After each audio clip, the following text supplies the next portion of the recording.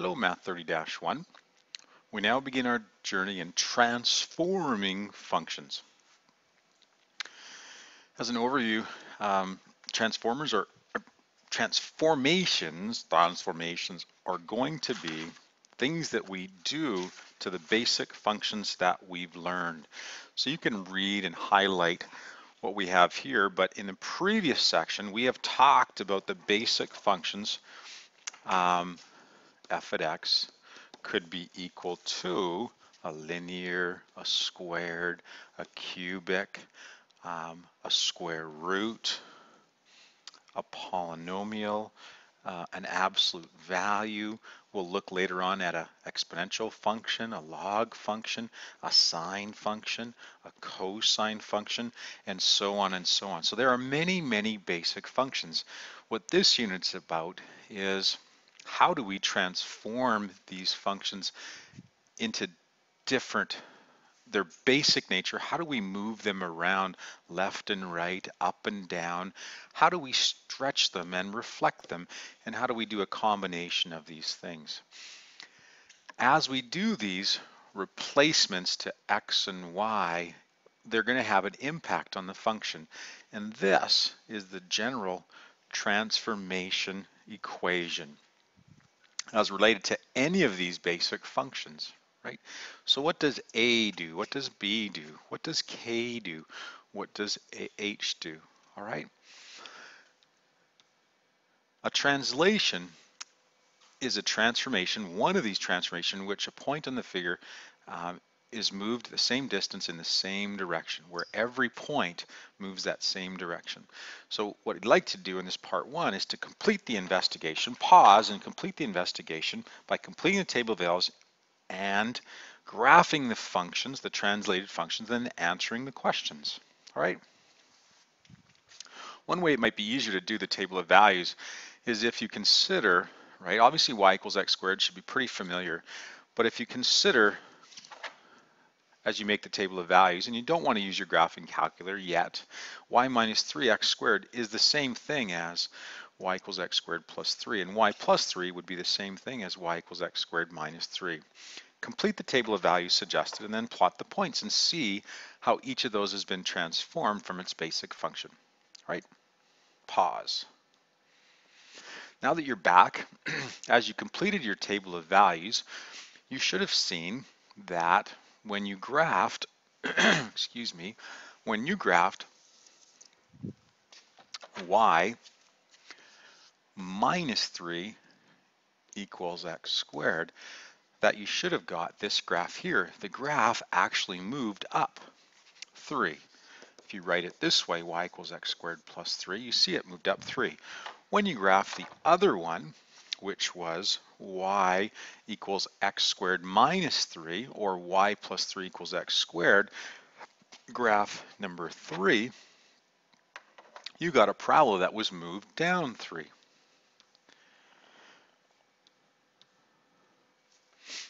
So in the second table, as you replaced y, with y minus 3, so there was y, now you replaced it with y minus 3 in this table right here. What effect did this have on the graph? Well, in this one, clearly the graph moved up 3. And in the third table, when you used to have a plain y, but you replaced it with y plus 3, what did that do to the graph?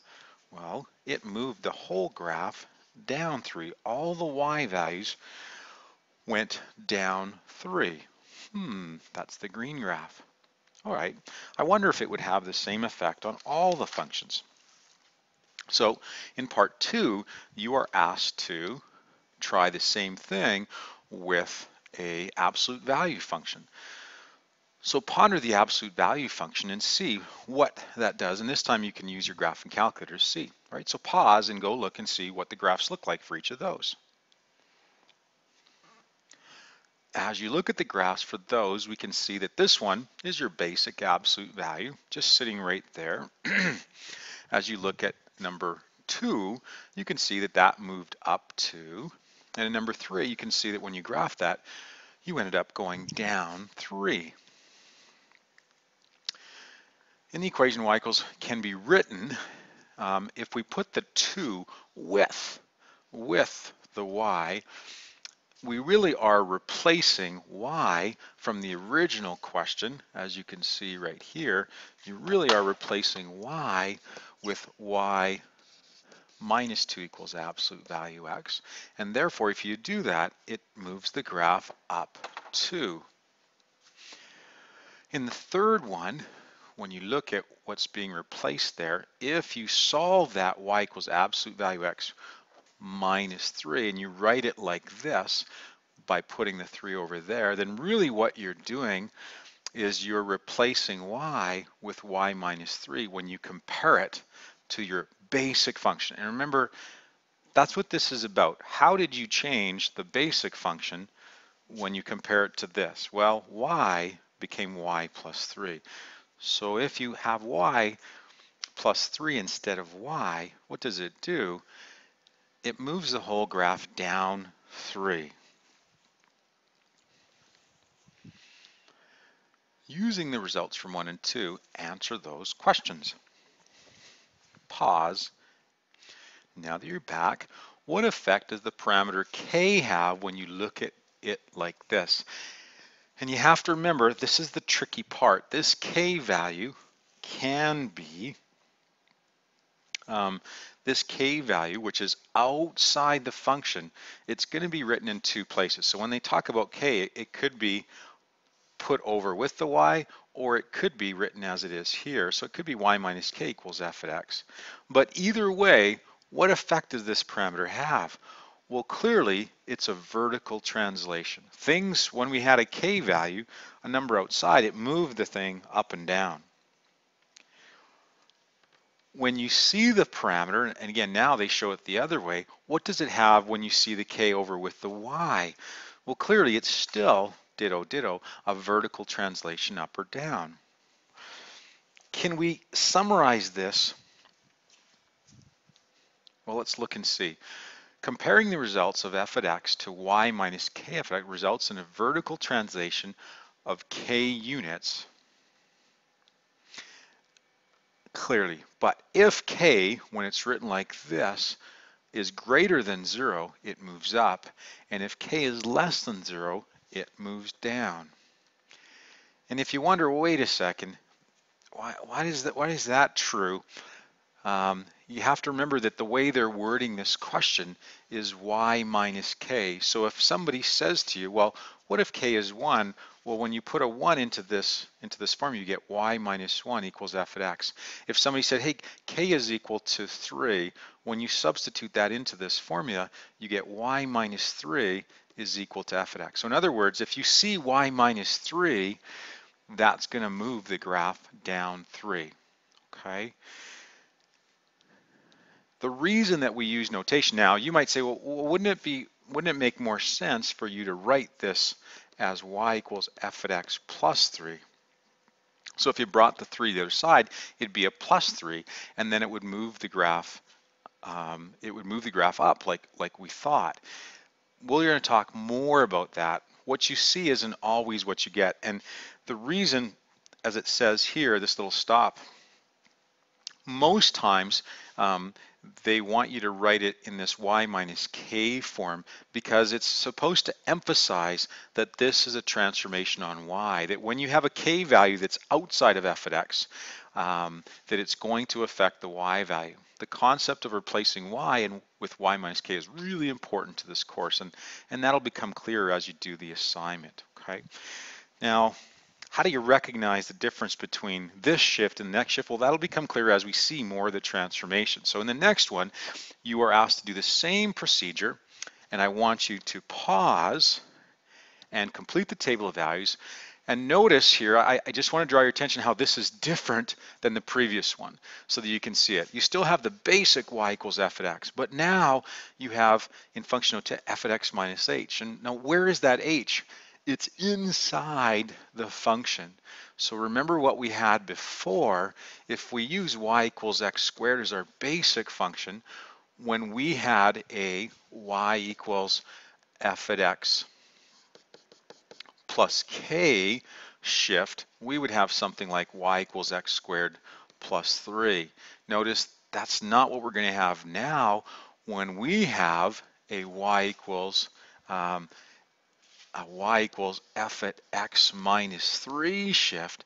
You are now going to have, if it is a parabola, a y equals x minus 3 squared. So it's now going to be inside the basic function. Just trying to get you to see the different nature of the the h transformation versus the k. So as you ponder that, complete the table of values and come back. Okay, pause. So as you look at the table of values here, what effect does it have to change these, replacing x with x minus 3? So the charts have kind of done the work for you. Notice that if you plug in the values they've given to you, you get exactly the same y values, but all of your x values are different than what you put in before. Notice that in the second graph, notice that, well, let's answer the questions as we go along. So what did you notice as you plotted it? Well, in the second table, you notice that that whole graph was transformed 3 to the right. So in graph number 2, that was transformed 3 to the right. It has a horizontal translation of 3 right. In this third table, x was replaced with x plus 3, and what did that do? Well, the graph became the green graph, and it was horizontally translated by 3 units to the left. No way. Okay.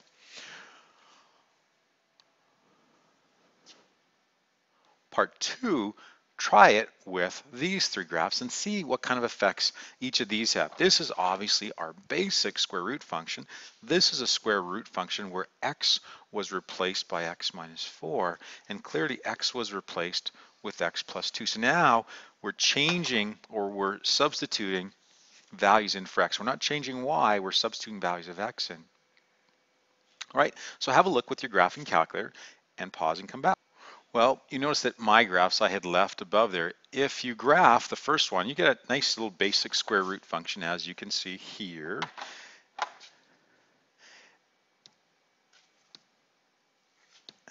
And as you graph that one, you got a basic square root. In the second one, when x was replaced with x minus 4, you got that one there. And as x was replaced with x plus 2, it moved the graph to the left 2. So what do we see replacing x does? We see that it's a horizontal translation. And when we compare f at x minus h results in a horizontal translation of h units. If what you see is negative, it moves it to the right. If h is greater than 0, and the reason they're saying that is because they're starting it off with a negative. So we'll talk more about this in class, but if you see, if h is greater than 0, the graph moves right, and if h is less than 0, the graph moves left. All right? And we'll talk more about that as we do our assignments. Given all of this, what do we kind of want to conclude? Well, replacing y with y minus k describes vertical translations. And when you look at what's beside the y, it will result in a vertical translation opposite to what you see. That's the most important thing. If what you see is y minus 3 equals f at x, we're supposed to understand that that actually goes up 3. All right, and the same thing applies, right? However, if you write this one as y equals f at x plus 3, notice that 3 isn't with the y. It's still a vertical translation, but that is actually going to be up 3, the same as this one was, but it looks different because it's not with the y. All right. With the x one, when x is replaced with something, what you see is opposite to what you get. If you see, in terms of this one, if you see y equals f at x minus 3, notice it's the transforming number is with the x, and it works opposite to what you see. So if you see a minus 3, that actually moved it to the left. Sorry, that actually moved it. It's a negative number, but it actually moved it in a positive direction. So this moved it to the right 3. Okay, just like when you see it with the y, it looks negative, but it actually moved it up 3. In general, we can have the horizontal and vertical translations being represented by y minus k equals f at x minus h, or you could write it with k on the other side. Either of these, and you just have to watch out, either of these is acceptable in different places, okay?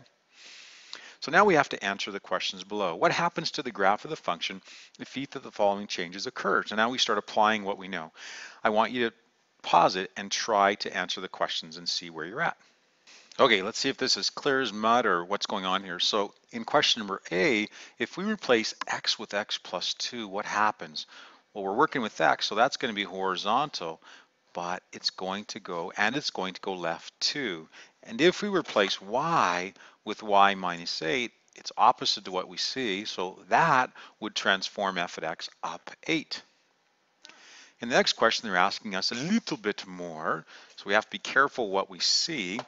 In question A, what is that graph doing? Well, in the first one, that is going to move it right 3. Why? Because x got replaced with x minus 3.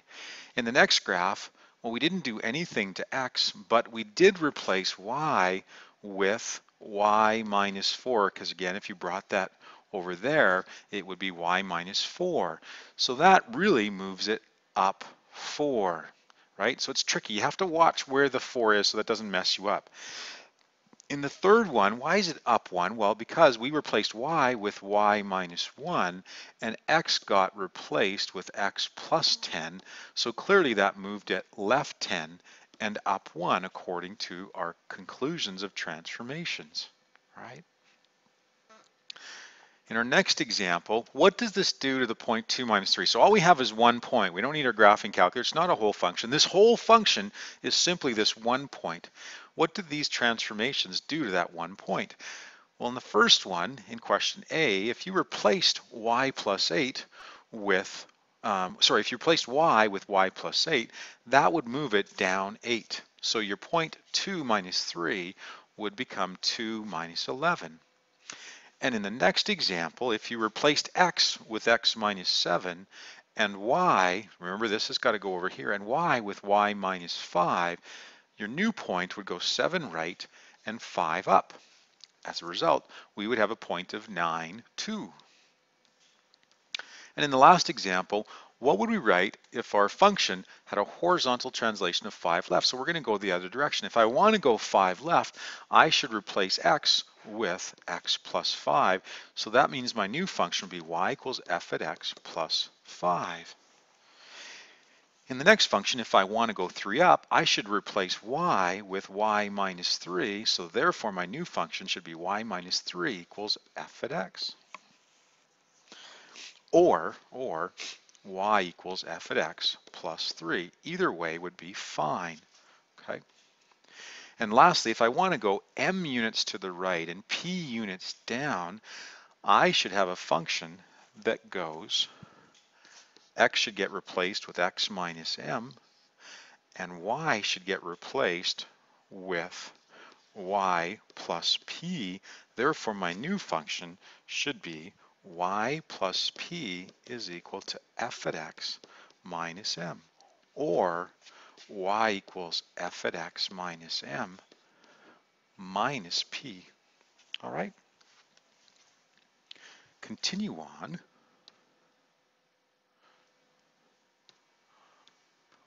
To the next slide.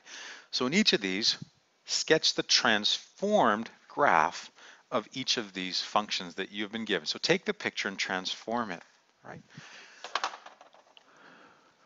When we look at each of these, we have replaced x with x minus 2, so we should take that whole graph and move it all left 2, all right? And in the second graph, we should take that whole graph and move it down 2 and left 3 based on the replacement strategies, right?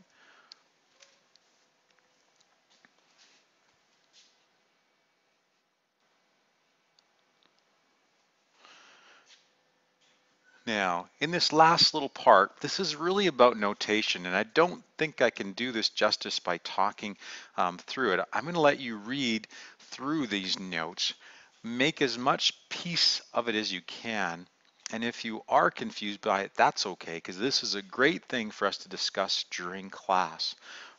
So I want you to take some time to read it. Try the question. I will give you the answers to this question, but this is really about you making peace about these two notations, and they are very different. They are not equivalent. They are talking about different things. So for example, in these questions, when it says state the coordinates of the image under mapping, minus 3, 5 becomes minus 10, 9. And this is a great piece for us to discuss in class tomorrow, right? Go forward and transform, and we'll see you tomorrow.